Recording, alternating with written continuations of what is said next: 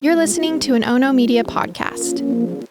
Hey everyone, welcome back to the podcast. This is Murder with My Husband. I'm Payton Moreland. And I'm Garrett Moreland. And he's the husband. And I'm the husband. Well, I'm going to be honest. I know I'm supposed to be recording right now, and I will be recording because I love all you guys. But there is a pretty important game on right now, Alabama versus Robert Morris, and Morris is hanging on. They're down by 4 points. There's 4 minutes left. So if you're on YouTube and you casually see me looking at my phone, that's why. But don't worry, Payton is going to be locked and loaded, ready to go. So there's nothing to worry about. And just remember before you're like, he hates this. He hates it. Remember? But I do it because I love you guys. He's a full-blown hater. He still hates true crime and genuinely does not enjoy listening to these cases. It's true. It is true. But I'm here. I'm ready to get into this case. I've just been watching March Madness. Payton and I were in California for a few days. We're back in Utah, hanging out. We got anything else, or is that about it for us? Well, we drove. Oh my gosh, we left at 3.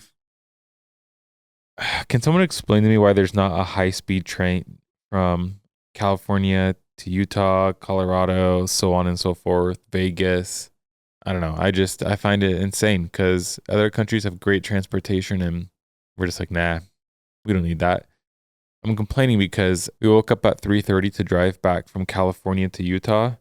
And the reason we woke up so early is because we wanted to skip all the traffic, and it was a journey, huh? I'm honestly not quite sure how we're alive right now. Yeah, I'm pretty tired, but ain't no rest for the wicked. Money doesn't grow on trees. I got bills to pay. I got mouths to feed. Ain't nothing in this world for free. Name that song. On that note, let's get into this case. Our sources for this episode are forward.com, CNN.com, thedp.com, patch.com, abcnewsgo.com, NBCLosAngeles.com, 6abc.com, yahoo.com, blazebernstein.org, and cbsnews.com. You guys, hate is a very dangerous weapon, but it doesn't come from nowhere, right? Oftentimes on this show, we see hate stem from things like jealousy, resentment, abuse, money, revenge, but sometimes hate is planted like a seed by other people, grown and watered with things like indoctrination, brainwashing, being told that your way of life is superior to all the rest. And anyone who doesn't think like you, look like you, or act like you is not worthy of a happy life, or in extreme cases, a life at all. And that might be the most dangerous kind of hate that there is, because it's one that lurks in the shadows. It doesn't necessarily come from someone close to you, or even sometimes someone you know. And it will strike at the first opportunity, all as a way to make some sort of proclamation, some sort of statement. But as you'll learn in today's case, hate never wins in the end. What do you think about my little intro things like that? I love your intro things. Yeah, I like them a lot. I sit there, I listen, I take it all in, and then I try to figure out what the case is going to be about. See, sometimes I feel like you're not taking it in because you'll be like, wait, I'm interested to see if she lives. And in the beginning, I would have said if the person I guess lives it depends. Sometimes I take it in, sometimes I don't. You know what I'm saying? Yeah. Well, I'm trying to do like a hook so people are ready for what today's case is going to be about. No, I like it. You're doing great, babe. I almost just called the listeners chat. I've been streaming on Twitch too much. They're definitely our listeners. Listeners, let me know what you think about my hooks, okay? So let's head over to... Oh, I did see that someone said they don't like the hooks when it spoils the cases. Okay.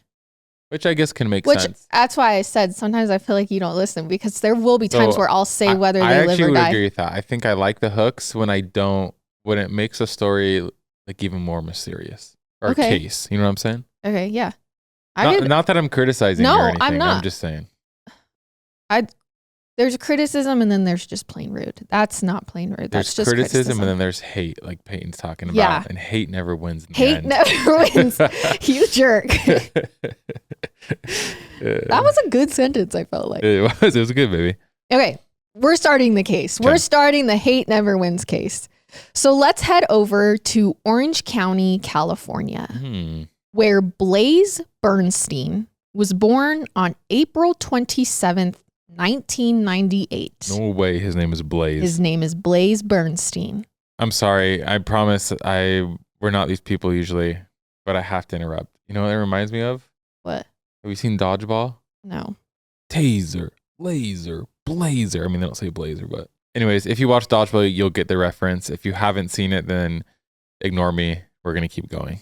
So Blaze comes from what sounds like a truly loving family. Okay, he's born in 1998. He has 2 other siblings. His mom, Jean, is a former lawyer, and his father, Gideon, is a partner at a financial consulting firm. And they really do seem like these nurturing, supportive parents because they embraced the fact that Blaze was a bit of a quirky kid. He was a little unique and different growing up in the early 2000s. Plus, he had a lot of interests and they wanted to give him the opportunity to explore all of them. Writing, cooking, participating at his local synagogue.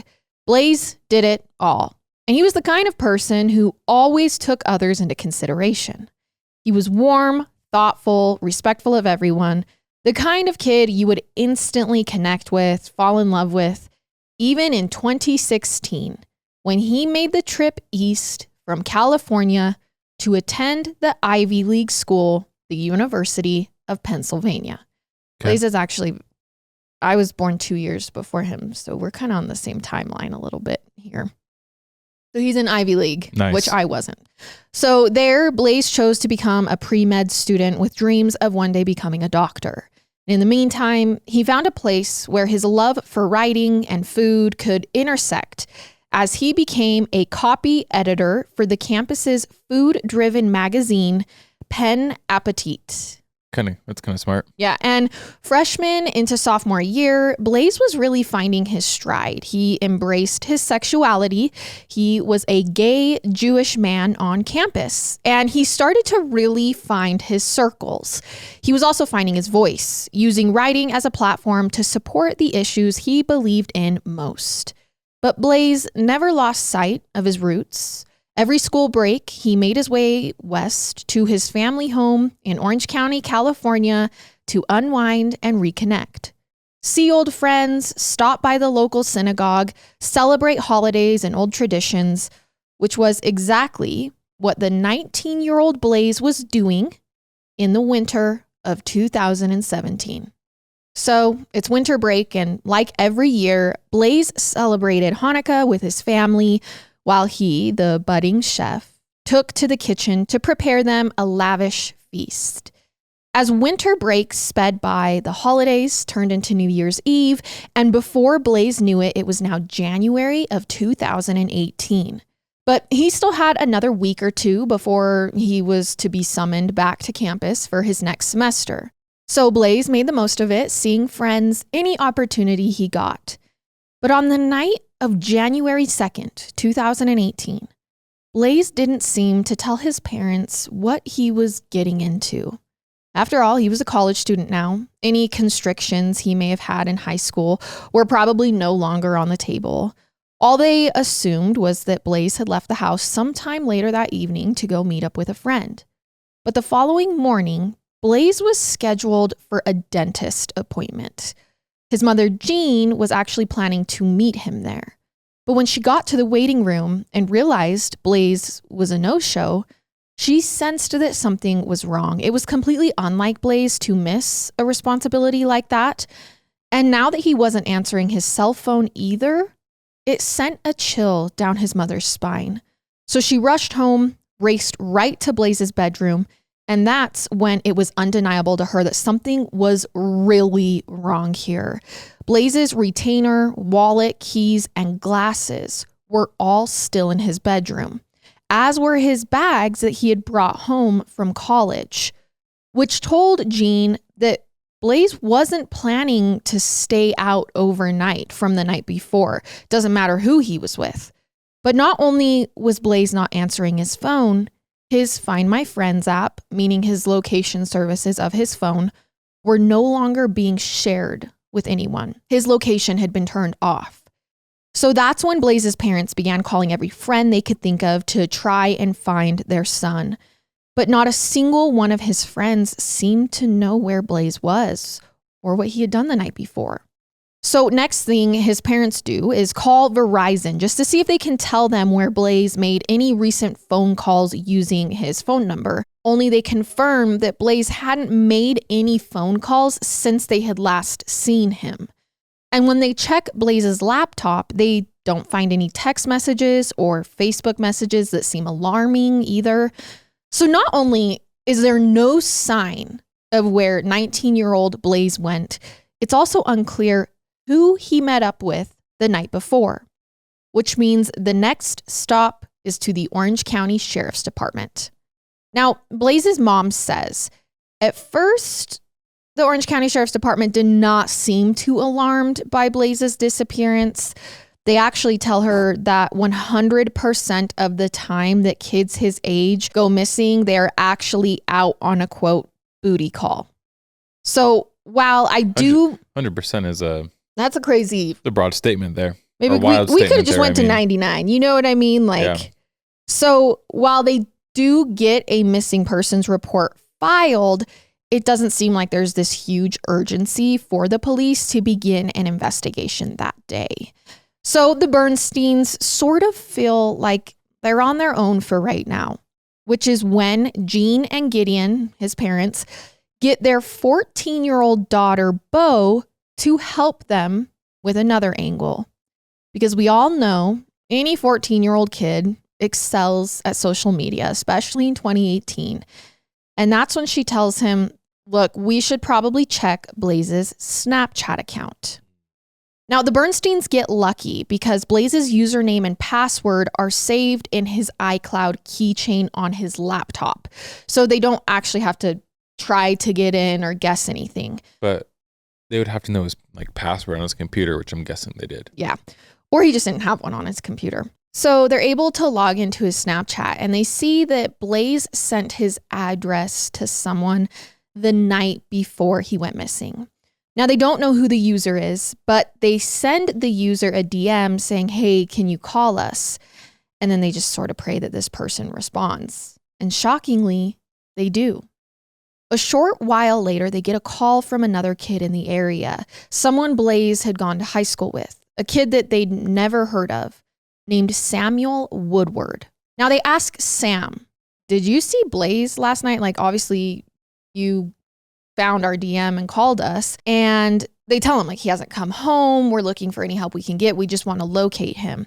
And Sam actually seems pretty cooperative with the family. He tells Gideon that he and Blaze actually did see each other last night, that it was super spur of the moment. They both were in town and decided that they hadn't seen each other in a while and they should get together and catch up. Sam says, so when we decided to hang out, I drove over to Blaze's house and picked him up around 11 p.m. But Blaze then asked Sam to drive him to a place called Borrego Park that's nearby so they could meet up with another one of his friends too. So quick synopsis. According to Sam, Blaze Snapchats him, gives him his address. Sam goes and picks him up. And then when he picks him up and they're driving, he says, actually, can we go to this park and meet up with another one of my friends? And Sam said he did what he asked of him. Now, I do just want to clarify here. We are in a very typically safe area of Orange County. Yeah, I was looking up where that park is and if it's where I think it is. Orange County's like a bubble, right? It's usually a very safe place depending on where you're at in Orange County. Yeah, I'm curious. What happened. So he and Blaze went to the park, according to Sam. They both got out of the car. Sam asked him, yeah, who are we meeting? And Blaze said, oh, you'll see soon. Then Sam claimed he went over to the public restroom in the park, but when he came back, Blaze was nowhere to be found. Sam's like, did he wander off? So he strolled around the park for a bit, calling out for Blaze. He didn't see or hear anything. So Sam just gets back in his car and he's like, what do I do? So he heads home and he doesn't see Blaze again after that. Now, Okay. there's a few other messages that they found between Blaze and Sam that actually seem to corroborate this version of events, because Sam sent Blaze a few Snapchats afterward that night asking, hey, where did you go? I can't find you. What's going on? And before Sam hangs up on the phone with Blaze's dad, Gideon, he says, quote, I'm sorry.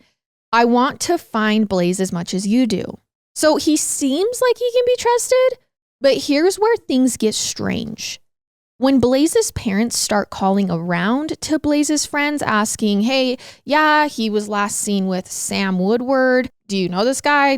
Was Blaze and him friends? Well, his friends start saying, this isn't a very good sign. Blaze's friends tell his parents, Sam Woodward is actually kind of a dangerous individual. Interesting. Okay. So a little bit about 20-year-old Sam. He went to Orange County School of the Arts for high school alongside Blaze. Okay. And a lot of the kids there said he was a bit quiet, withdrawn. He was definitely an introvert, that he didn't really have any one group of kids that he hung out with.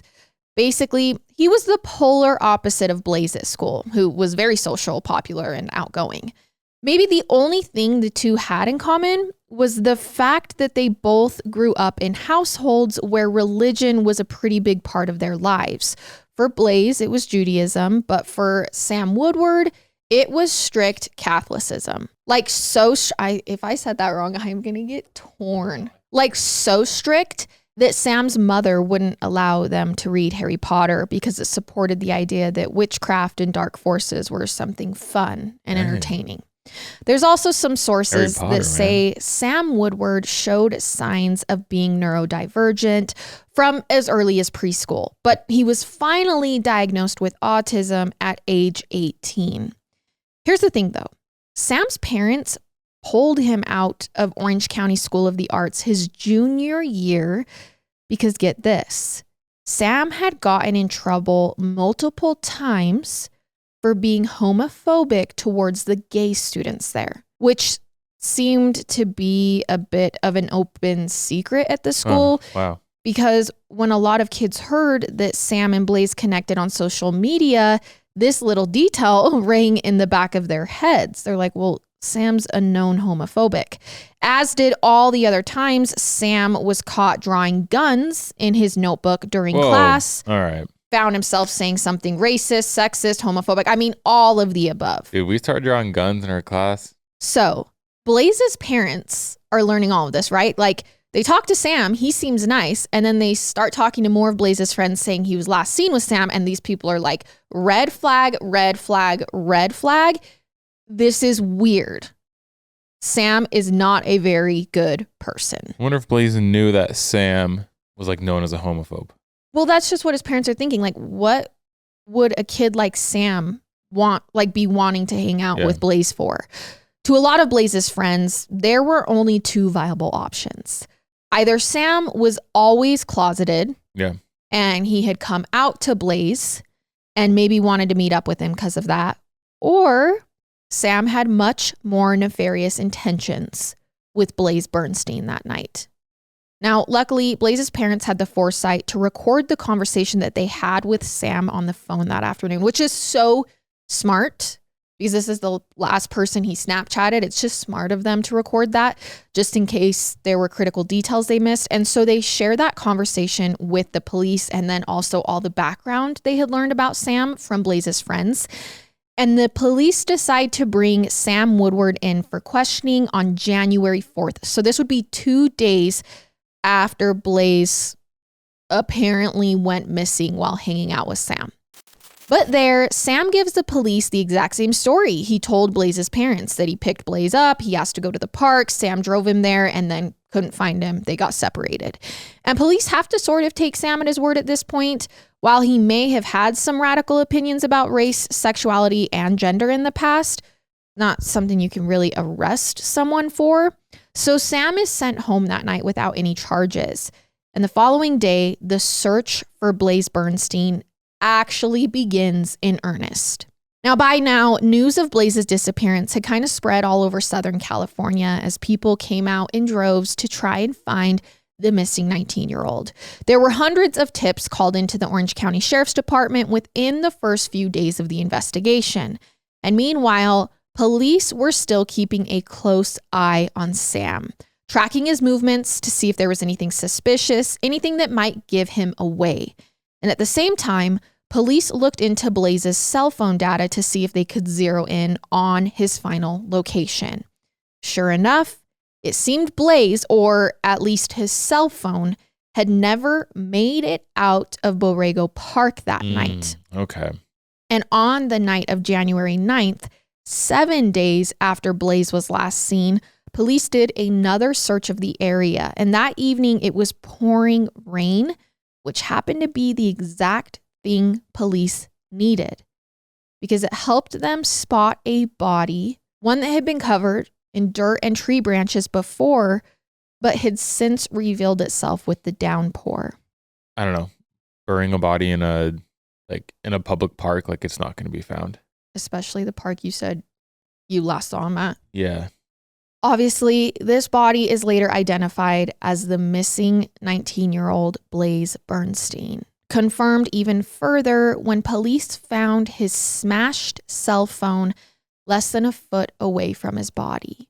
Now, when Blaze's autopsy is performed, it reveals just how terrible the crime committed against him was, because Blaze had been stabbed 19 times. Holy crap. In his neck.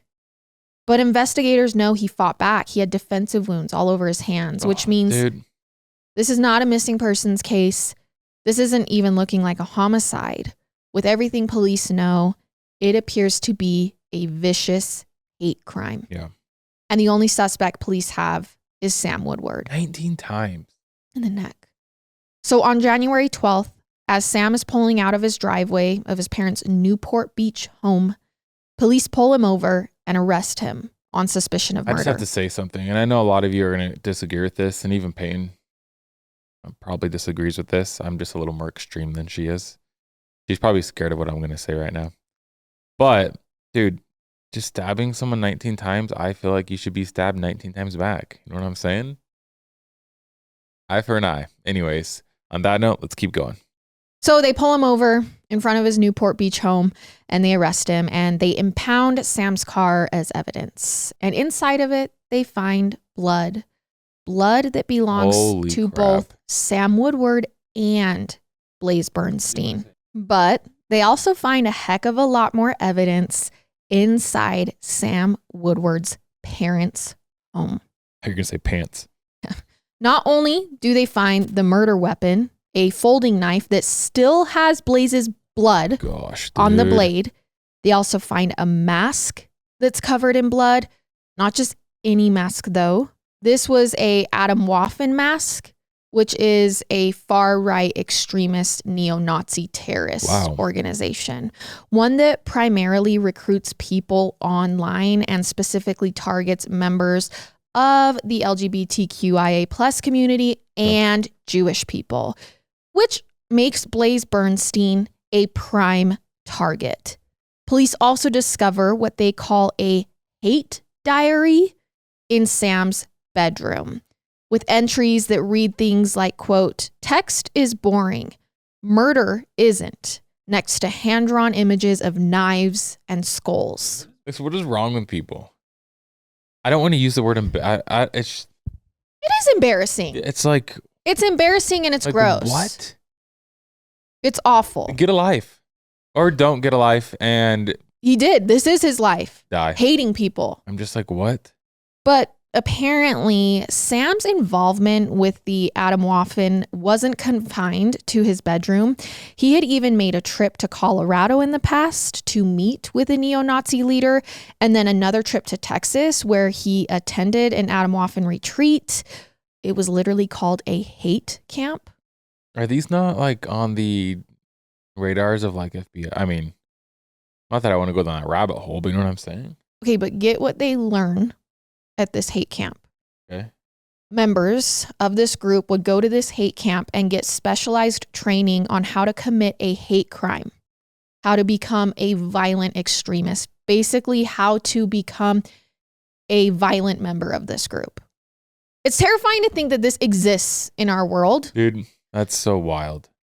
To me, it's just like, you attend this group. Bye. Like, that has to be illegal. Is it not? I don't think you're committing any crime, so probably not, right? I mean, what crime are you committing? I guess freedom of speech, right? But yeah, like, I mean, you're not committing any crime. I mean, I'm not going to say it's the same thing, but I mean, you have like cults, stuff like that. Yeah. Like, I mean, yeah, they're not doing anything illegal. So, but I mean, I get it. Yeah. It feels like it should be. Right. I get it. So apparently Sam was so involved in this group, he was even the one designing the admissions test at one point for these guys. So this isn't just like a morbid curiosity. There is evidence that Sam was actively involved in this terrorist group. Sorry, I guess to go back for a second, I guess it could be illegal if it was like conspiracy to commit X, X, and X. Yeah. Right? Yeah. Anyways. Like you're known to do this. Like, like terrorism, like conspiracy to commit. Yeah, I guess X, they X, don't and have X, to do the act first. Yeah. So it appears that this started back as early as middle school when Sam first took an interest in World War II Nazi history. And as he approached his teenage years, Sam began seeking out neo-fascist and neo-Nazi groups online and quickly became radicalized. I can't believe that exists. Well, I know if you're a fan of true crime, you also probably became heavily involved in World War II history, on the spectrum of thinking that the Nazis were absolutely horrific and what they did to Jewish people and minority groups was horrific, and to think that Sam also became heavily involved in World War II history but was idolizing the Nazis. I forgot that Blaze was Jewish as well, so duh, all this is making 100% sense. Which is a whole other scary thing, to think that teenage children could be seeking these hate groups out on the internet and are getting indoctrinated without parents even being aware, because that's what he did. He became fascinated with the Nazis and then got online and searched to see if there were any other people out there who were fans of this behavior. So what police come to discover was Blaze Bernstein was being targeted by Sam months before they actually met up in December. I'm pretty sure that's illegal. In fact, Sam had created a Tinder account the prior summer, so 2017, probably looking for the perfect target to prove his loyalty. And that's when he came across a profile he recognized, Blaze, from high school, and he began planting the seed. The two began talking over the following months. Blaze confided in Sam about his GPA dropping and the idea of taking a semester off. A flirtation even started between the two. Blaze telling Sam that he's attracted to him, and Sam seemingly returned the sentiment in these messages. Yeah. When Blaze's friends were asked why he might have even entertained a connection with Sam, they said Blaze might have been intrigued by the idea of a once very conservative classmate finally coming out of his shell and just accepting his sexuality, that he was probably, against gay people because he was actually gay. And so there was something about... like some projection, basically. Yeah, and so there was something for Blaze about, finally helping someone accept this. Chances were, Blaze being the kind and thoughtful person he was, he saw an opportunity to support someone who needed a confidant. And he chose to play that role for Sam. But I guess their conversation sort of fizzled out over the following months. That was until the two matched again in January of 2018. It was actually that night. That's when Blaze decided to give Sam his address and see where the conversation went in person. So finally meet up. Of course, he had no idea that Sam had become this radicalized member of a terrorist organization and that he was literally walking into a lion's den. So the police feel pretty confident that Sam acted on his own here, at least when it came to the actual murder. But when they go through his computer and the forums that he visited after committing the murder, it does seem like he told other members of his community about the murder and was praised for it, which is why 7 months after Sam's arrest, prosecutors actually upgrade his charges from murder in the first degree to murder in the first degree with a hate crime. Okay. The difference is actually the possibility of parole. If Sam was found guilty of a hate crime, no parole. It would take that possibility off the table, which would mean Sam would die behind bars. Now, of course, Sam Woodward pleaded not guilty to all of his charges. That surprises me that, sorry to interrupt you. It surprises me that he pleaded not guilty. You would think his I guess his defense probably doesn't know he did it, wink wink, but you would think his defense would be like, take the plea deal, plead a first degree without the hate crime, because then you might be able to get on parole. Yeah. Yeah. Well, I don't think Sam believes he did anything wrong. I don't think he thinks he is guilty. Yeah, probably not. In his ideology, this was the right thing to do. So he had a pretrial hearing in January of 2019, a year after the murder. Like we see in a lot of cases, Sam's official trial was delayed because of the pandemic. And after a long series of postponements, Sam actually got his day in court in April of 2024. Oh. This murder happened in 2018. The trial doesn't happen until 2024. You have to think about this. That is 6 years of the family's life that they just have to sit and wait and see. Gosh, that's horrible. If there will be justice. Make me a judge. I'll go through these cases really fast. That's also 6 years of stress, lawyer fees, time, sleepless nights, wondering if the person who murdered your son is going to stay behind bars. That's way too long, in my opinion, for anyone to wait for justice, especially because the stakes are really high in this case.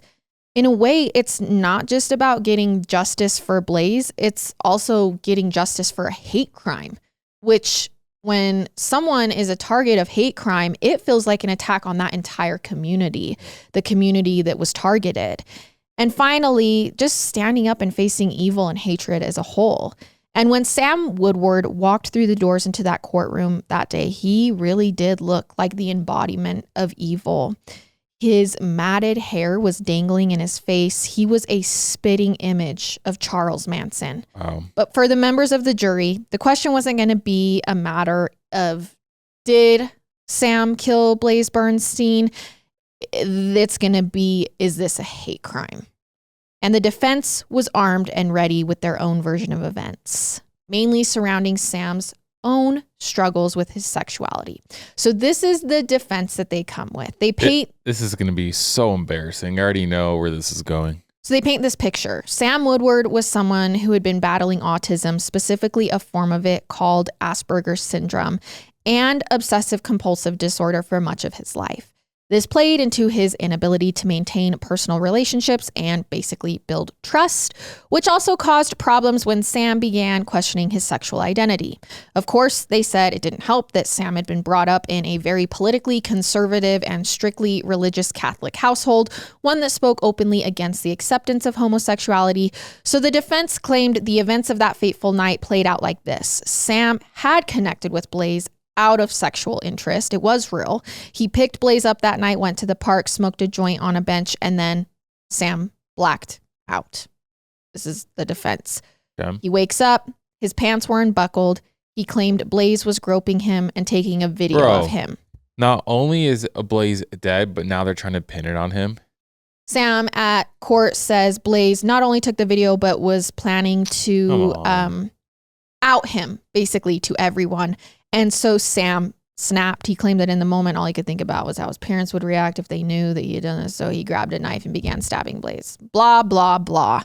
This is the defense. And actually, the murder weapon, that knife that he brought with him, was actually from his Boy Scout years. Was from his years in the Boy Scout. He had got that knife and then stabbed someone.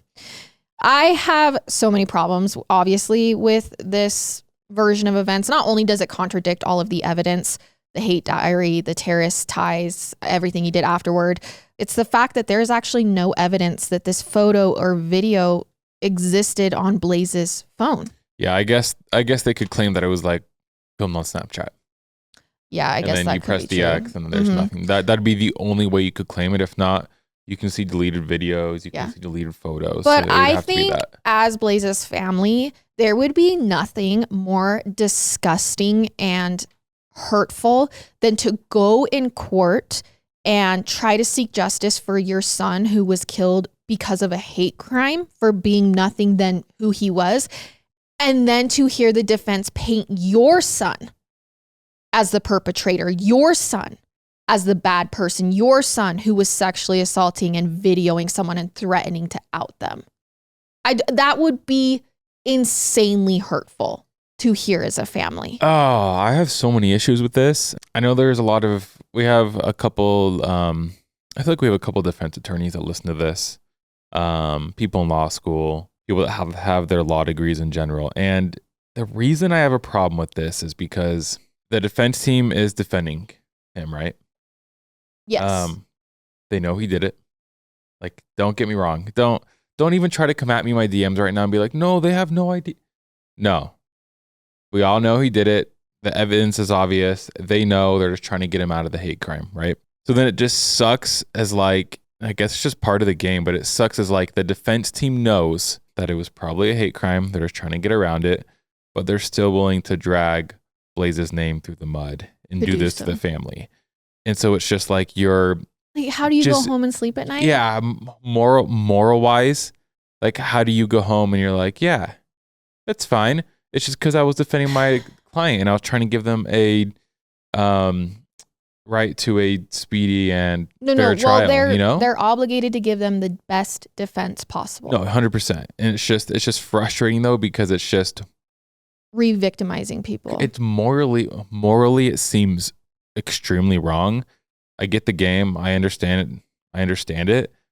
I don't know, maybe defense attorneys are just a different breed and they just don't care. Or they just look at it as a job. But I just think it's pretty messed up. Like, I just think it's pretty messed up. But that's just my 2 cents on that. And we'll go back into the case. Okay, so what I do want to talk about, there's actually another part to this case that comes out at trial. Okay. Police searched all of Sam's media, phone, computer. They find a good deal of gay porn sites on Sam's computer. Interesting. So maybe he really was closeted. As well as these neo-Nazi forms. You know what I mean? He was heavily involved in both. And they also find witnesses that say, Sam actually has been hiding his sexuality or trying to repress it. In high school, Sam would not talk to this kid, but then at night would send him nude photos of himself. So he would avoid him and not talk to him at school, but then at night over the phone would send naked photos. There was another connection they found on Sam's Tinder where he was sending naked pictures to other boys. Maybe you could argue this was just a way for him to lure victims that he hated so much. That really wouldn't be necessary. This to me reads more like Sam really was struggling with his sexuality.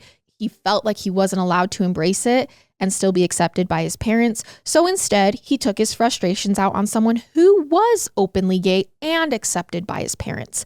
In a way, Blaze was living the life Sam seemed to want, and that was unacceptable for him, which still makes this murder against Blaze an undeniable hate crime. He was doing it. It's still a hate crime because you're doing it because the other person is gay. But is there a lot of projection going on here? Yeah. Sam hated himself so much that he would get on these forums and talk about people who were exactly like him and then ended up killing someone. You know what I mean? Yeah. By July of 2024, Sam's trial had concluded. After 6 years of uncertainty, the family would finally have their resolution when the jurors returned with the verdict.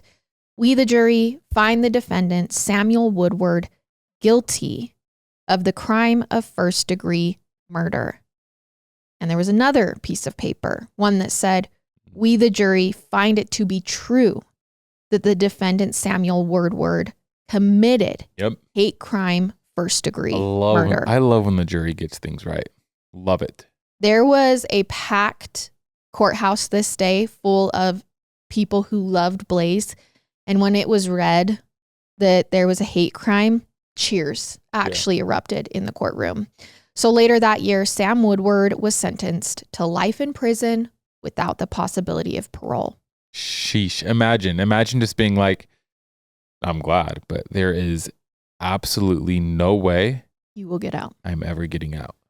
As for the hate group that Sam was a part of, that online presence has pretty much dissolved entirely today. This group doesn't really exist, but this threat absolutely still exists, as there are other factions and hate groups that try to recruit vulnerable people online every single day. Still, Blaze's case has brought this world one step closer to snuffing out that sort of hate. In a statement to the court, his mother, Jean, said this: "To lose my firstborn child my dream for the future, my partner in fun, is the single worst thing that has ever happened to me. He accomplished more than most people do in a full life, and for that we are grateful. Blaze, we did the best we could for you. We figured out who did this, we brought him to justice, and we have worked to make this world better. Which is why Blaze's case is proof that love will always win in the end. And that is the case of Blaze Bernstein.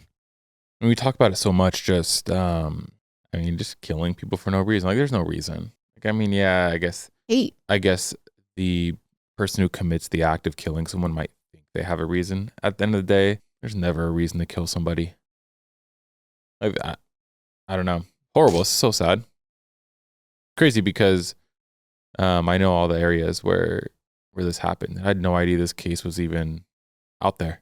I think, sometimes it can feel like, oh, well, it's just hate on this minority group. But technically, every single school shooter falls into this category of killing for hatred, killing innocent random people, whoever happens to be in the wrong place at the wrong time. And it's just like, bro, can we just stop killing people? It's so sad. Like, it's so sad to just take somebody's life. Like, willingly just take somebody's life. Well, and I also just think the fact that so messed up. Blaze was completely lured in, thinking this was going to be. Oh yeah, that part I just can't even think about. You know what I mean? Because like, it just gets me. He had done nothing. This is why I hate it. I just it infuriates me. No, that's why I was like, sorry, Sam, we're stabbing you 19 times. Like, I'm just like, no. Like, I'm not okay with this. There have been times like during the podcast where I have struggled like immensely with the fact that there's just like so much ugly in this world. Yeah. So much ugly. And that is a really easy place to live in because it's true. It is the reality. But when we get to that point, I think it's important to remember that you individually, you listening to this, me sitting here, Garrett sitting here, we can be beautiful. We can be good, and it will spread. If you are light and you are good, it will spread. And that's all we can do, really. And I mean, to be honest, and majority people are good. Majority people aren't killers. Majority people have good morals and are looking to do good things for other people and treat others nicely. Obviously, the cases we do are the anomaly when it comes to that. And it's hard because sometimes it makes it feel like, geez, there's just so many bad people out there. And there are. But I personally would dare to say majority of people are good. They want the best for other people. And yeah. All right, you guys, we love you so much. And that was our case for this week. We'll see you next time with another episode. I love it.